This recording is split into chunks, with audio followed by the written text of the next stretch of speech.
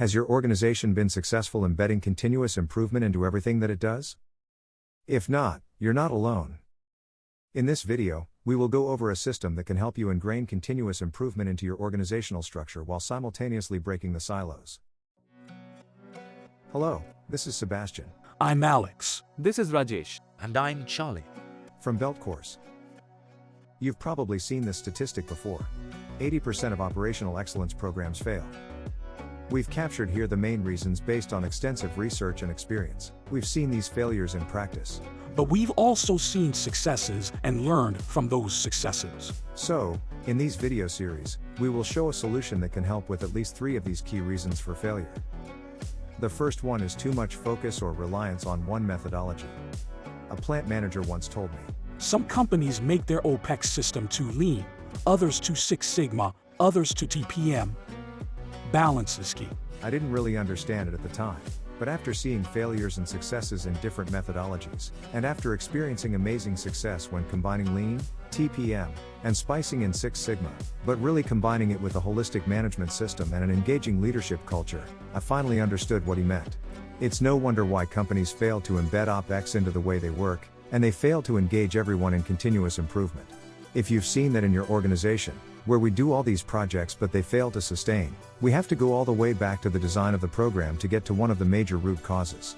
So, in this video, and in other follow-up videos, we will show a proven, successful, flexible, easy, and engaging system to embed these continuous improvement methodologies, practices, and mindsets into the organizational structure, and enable these high-performance teams that we keep hearing about. It can help you break the silos within a site, division, or even an entire company, and it becomes a talent development machine.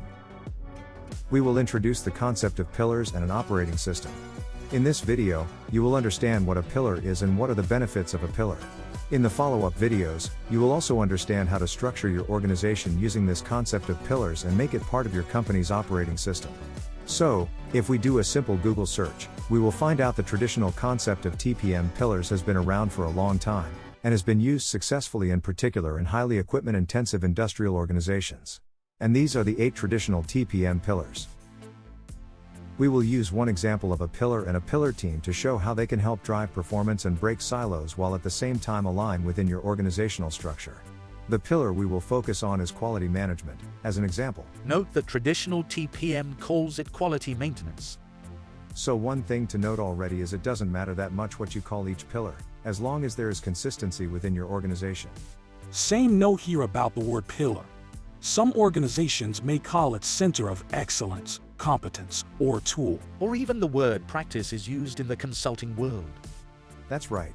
Tomato. Tomato. How do you say it in India? Tomato. Okay. Same thing.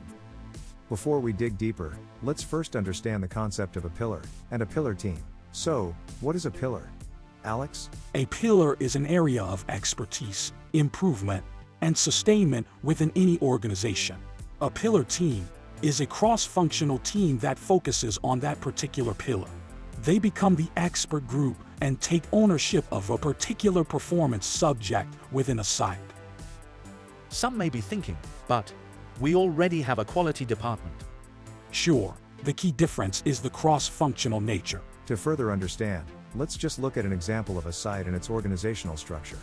Of course, your organizational structure will vary depending on the industry, the size of a site, its scope, and the supporting structure. So yes, of course, you may already have a quality department, with a quality manager or leader, with quality technicians or engineers. And their function is to drive quality assurance, control, audits, and improvement to support the operations. Operations is the part of the organization that transforms the product or service, that adds value. So in the case of a factory, this may be your production departments that may include multiple departments along your value stream. In the case of a supply chain or logistics organization, it might be the warehousing, repackaging, and shipping operations, and it might be a large pool of people that work in multiple shifts. So in a quality management pillar team, you would select just a few people from those operations departments and make them part of the team. In the organizational structure, you'll maintain the structure, but now those people get the opportunity to directly influence and participate in the sustainment and improvement efforts related to quality. And by doing this, you align the objectives of the quality department with the objectives of operations. You expand your pool of people that can work on continuous improvement. And you have the direct knowledge and expertise of the process owners that run those operations daily. And you open up the communication channels to make suggestions, to address issues that benefit all parties involved. And then, the changes they propose are going to be better received because operations people are involved. And operations people have a different view on things. They know what happens on the floor, and they will be able to say if a change proposed will work in practice. And yes, you could do this without pillar teams.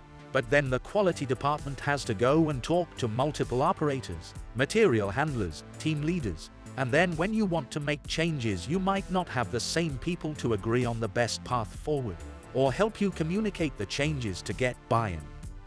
So that team setting avoids all that. Yes, and your quality department can benefit from that extra bandwidth. That's the benefit we can't emphasize enough. For example, if your quality department can't get out of firefighting customer complaints, you will have more people that can do root cause problem solving.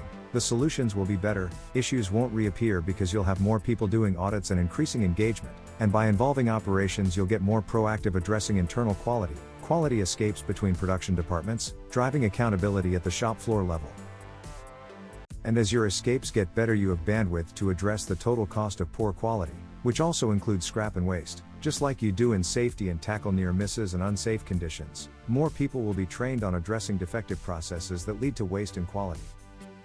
Yes, and you could also do this solely with Kaizen events. And in fact, pillar teams can lead Kaizen events. But if you rely on a different Kaizen event team every time, you lose the momentum.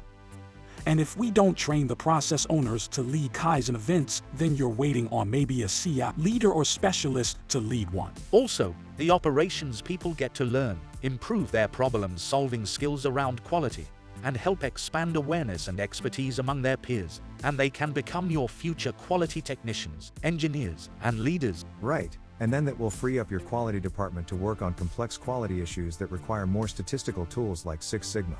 And they can work with other pillar teams on advanced quality for future products or machines, on product design, optimizing the materials that are used to make the product cheaper or perform better. Excellent. Hopefully, you now understand the concept and benefit of a pillar and a pillar team. If you would like to learn more about the quality management pillar, we have a quality management leader course. A link is in the description, with a discount code if you get it within 30 days. If you enjoyed this video, like and share it with others, and I'm curious to hear in the comments what has been your experience with a pillar team. What benefits have you seen? In the next video of this series, we'll dig into the other pillars and explain what they are all about. We hope to see you in the next video. Continue with your belt belt course. course.